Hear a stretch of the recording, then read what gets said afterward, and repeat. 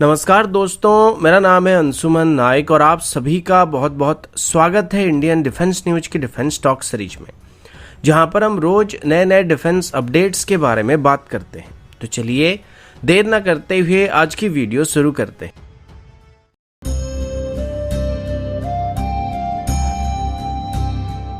आज की पहली अपडेट मलेशिया की लाइट कॉम्बैट एयरक्राफ्ट की टेंडर को लेके है। पिछले कुछ दिनों से आपने देखा होगा कि एचएएल की तरफ से मलेशिया की लाइट कॉम्बैट एयरक्राफ्ट की टेंडर को हासिल करने के लिए अपने तरफ से हर मुमकिन कोशिश किया जा रहा है, जिसमें अभी एचएएल की तरफ से मलेशिया में अभी अपनी एक ऑफिस को भी एस्टेब्लिश करने के लिए मलेशिया के साथ कॉन्ट्रैक्ट को साइन किया जा चुका है। जिसके बाद ये बात लगभग कंफर्म हो चुका है कि अभी मलेशिया की लाइट कॉम्बैट एयरक्राफ्ट की टेंडर में तेजस के सिलेक्ट होने की चांसेस काफी ज्यादा है,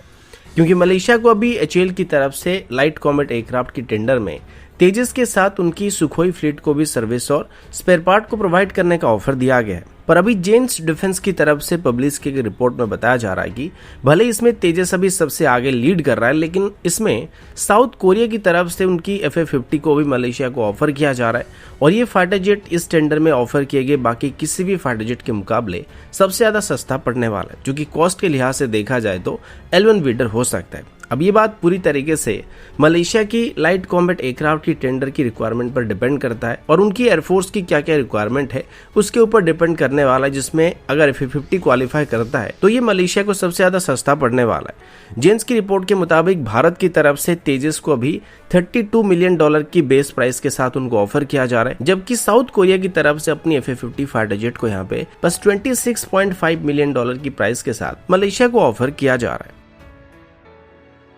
अगला अपडेट डिफेंस एक्सपोर्ट को लेके। अभी हाल ही में बांग्लादेश के प्राइम मिनिस्टर भारत के गस्त पर आए हुए थे और उनके इस विजिट के दौरान उनकी मुलाकात हमारे प्राइम मिनिस्टर नरेंद्र मोदी जी के साथ हुआ था और इसमें कई मीटिंग को भी अरेंज किया गया था। और जैसे कि बांग्लादेश और भारत के बीच अच्छे रिलेशन है, तो इस अवसर पर भारत की तरफ से बांग्लादेश को $500 मिलियन की लाइन ऑफ क्रेडिट को भी ऑफर किया गया था, जिसे चाहे तो वो भारत से अपने जरूरतों के हिसाब से डिफेंस इक्विपमेंट को खरीदने के लिए इस्तेमाल कर सकते हैं। इसके बाद अभी बांग्लादेश की तरफ से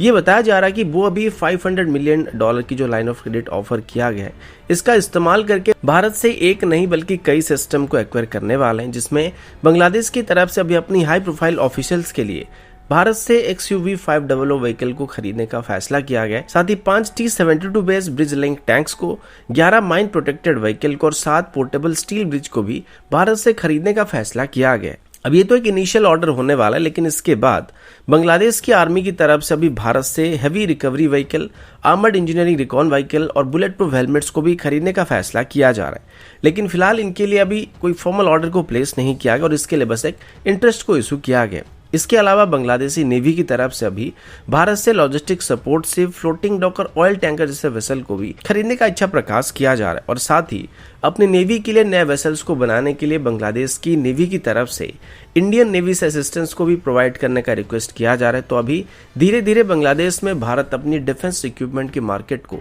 इंक्रीज करने की कोशिश कर सकता है, जो कि चाइनीज इन्फ्लुएंस को वहां से हटाने में भारत को मदद करने वाले हैं।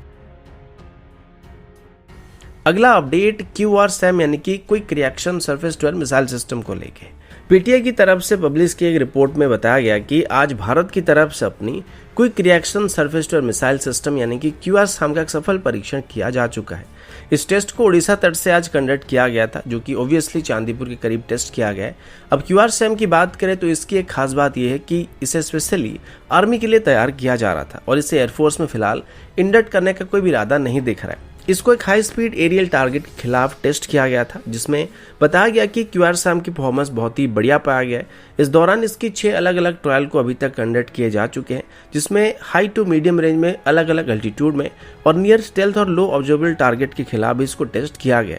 DRDO के मुताबिक ये जो टेस्ट किया गया था, इसको इंडियन आर्मी की तरफ से यूजर ट्रायल के तौर पर कंडक्ट किया गया था, जिसको आगे चल के खास करके नाइट कंडीशन में भी टेस्ट करने की बात की जा रही है। और अभी जो टेस्ट किए गए थे, इस बार QRSAM की परफॉर्मेंस को भी पिन पॉइंट वहां पे पाया गया था। इसकी परफॉर्मेंस को चेक करने के लिए DRDO की तरफ से अलग अलग लोकेशन में अपने रडार और इलेक्ट्रो ऑप्टिकल सिस्टम को प्लेस किया गया था और सभी से लिए गए डाटा के मुताबिक और उनको समराइज करने के बाद इसकी परफॉर्मेंस को मेजर किया गया था। ये जो टेस्ट अभी किया गया था, इसमें QRSAM को अपनी फाइनल डिप्लॉयमेंट कॉन्फ़िगरेशन के साथ टेस्ट किया जा रहा था, जिससे ये साफ होता है कि इसकी सफल परीक्षण के बाद अगर इसके लिए फॉर्मल ऑर्डर को प्लेस किया जाता है तो इसको सीधे तौर पर प्रोडक्शन में एंटर किया जा सकता है।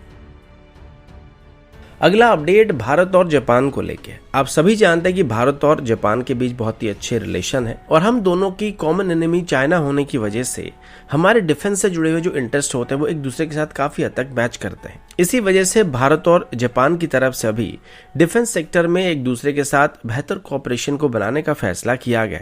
अभी भारत और जापान के बीच एक 2+2 लेवल की मीटिंग को टोक्यो में आयोजित किया जा रहा था, जिसमें पहली बार भारत और जापान के बीच एक इनॉग्रल फाइटर एक्सरसाइज को करने का प्लान किया जा रहा है। वैसे देखा जाए तो भारत और जापान के बीच अभी तक वैसी कोई डेडिकेटेड एरियल एक्सरसाइज को कंडक्ट नहीं किया जाता है, तो शायद अभी ऐसे एक जॉइंट एक्सरसाइज को शुरू करने का फैसला किया जा रहा है। इस दौरान भारत की तरफ से जापान को हमारे डिफेंस कॉरिडोर्स इन्वेस्टमेंट करने का भी प्रपोजल दिया जा रहा है और साथ ही अभी हमारे भी जो बायलैटरल एक्सरसाइज किए जाते हैं जैसे कि जिमेक्स एक्सरसाइज हो जाए या फिर धर्म गार्डियन जैसे एक्सरसाइज हो जाए तो उन सभी को आगे चल के फर्दर कंटिन्यू रखने का फैसला किया गया। इस दौरान हमारे डिफेंस मिनिस्टर राजनाथ सिंह जी की मुलाकात उनकी जापानीज काउंटर पार्ट यासुकाज़ु हमाडा के साथ हुआ था, जिस दौरान हमारे डिफेंस मिनिस्टर की तरफ से जापान को दोनों देशों के बीच डिफेंस इक्विपमेंट और टेक्नोलॉजी कोऑपरेशन को बेहतर करने का प्रस्ताव दिया गया था। इन सब के अलावा अभी जो नई फाइटर एक्सरसाइज को शुरू करने का प्रपोजल दिया गया था, ये दरअसल में गेम चेंजिंग मूव होने वाला है, क्योंकि एरियल वॉरफेयर में भारत और जापान का जो एनिमी होने वाला है वो कॉमन होने वाला है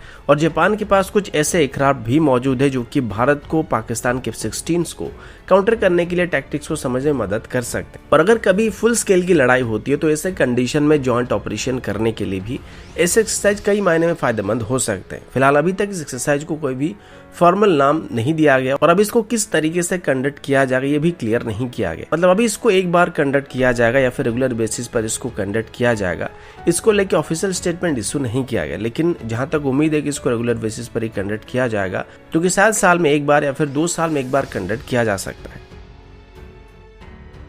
अगला अपडेट F-35 को लेके। अब सब जानते हैं कि वर्तमान पूरे दुनिया भर में अगर सबसे बेहतरीन 5th जनरेशन एयरक्राफ्ट की बात करें तो उसको F-35 को कहा जा सकता है, जो कि यूएस एयरफोर्स और यूएस नेवी का सबसे बड़ी ताकत माना जाता है, जो कि एरियल वॉरफेयर में यूएस एयरफोर्स या यूएस नेवी को अपनी सभी ओपोनेंट के खिलाफ बीवीआर एडवांटेजेस को दिलाने में मदद करने वाला है। और इसकी टेक्नोलॉजी को इसी वजह से यूएस हमेशा प्रोटेक्ट करने की कोशिश करता है और यहाँ तक कि यूएस की अलाइड कंट्री टर्की की तरफ जब रशिया से S-400 सिस्टम को खरीदने का फैसला किया गया तो उसके बाद यूएस की तरफ से टर्की को F-35 प्रोग्राम से बाहर कर दिया गया था, क्योंकि यूएस नहीं चाहता था कि इसकी कोई भी डाटा रशियन सिस्टम में कैप्चर किए जाए। और अभी F-35 के लिए यूएस के पास काफी ऑर्डर भी पेंडिंग पड़े हुए हैं, जो कि आगे चल के यूएस का प्राइमरी 5th जनरेशन फाइटर होने वाला है। और कई लोगों का यह भी कहना है कि चाइना की तरफ से इसी फाइटर जेट की ब्लूप्रिंट को चुराकर अपनी J-20 को डेवलप किया गया। लेकिन अभी कुछ ऐसा हुआ है जो कि यूएस की चिंता को बढ़ाने वाला है, क्योंकि रिसेंट रिपोर्ट के मुताबिक F-35 में इस्तेमाल होने वाले कुछ कंपोनेंट्स को चाइना में बनाया जा रहा है। और ये बात सामने आने के बाद यूएस की तरफ से ऑर्डर किए गए सभी F-35 की जो डिलीवरी था उसको होल्ड पर रखने का फैसला किया गया, क्योंकि अभी F-35 के इंजन में एक तरीके की मैग्नेट्स का इस्तेमाल किया जा रहा है जिनको चाइना की तरफ से सप्लाई किया जाता है और इसमें एक अनऑथराइज्ड मेटेरियल का इस्तेमाल किया जाता है जो कि यूएस की तरफ से अप्रूव नहीं किया गया। अब हालांकि F-35 को लॉकहीड मार्टिन बनाता है, लेकिन इसमें जो इंजन का इस्तेमाल होता है उसको हनीवेल की तरफ से सप्लाई किया जाता है और हनीवेल का कहना है कि ये जो मैग्नेट अभी इस्तेमाल किया जाता है उसको यूएस में ही मैग्नेटाइज किया जाता है, लेकिन जो ओरिजिनल अलॉय होता है उसको चाइना से इम्पोर्ट किया जाता है। अब लॉकहीड मार्टिन का ये कहना है कि इसका F-35 की परफॉर्मेंस के ऊपर कोई असर नहीं पड़ने वाला और इसमें ना ही कोई सीक्रेसी को लेकर कोई इशू सामने आने वाला है। लेकिन फिर भी अभी यूएस की तरफ से जांच पूरी होने तक F-35 की फर्दर डिलीवरी को सस्पेंड करने का फैसला किया गया है। तो दोस्तों अभी के लिए इतना ही, मिलता हूँ आपसे अगले वीडियो में, तब तक के लिए जय हिंद, वंदे मातरम।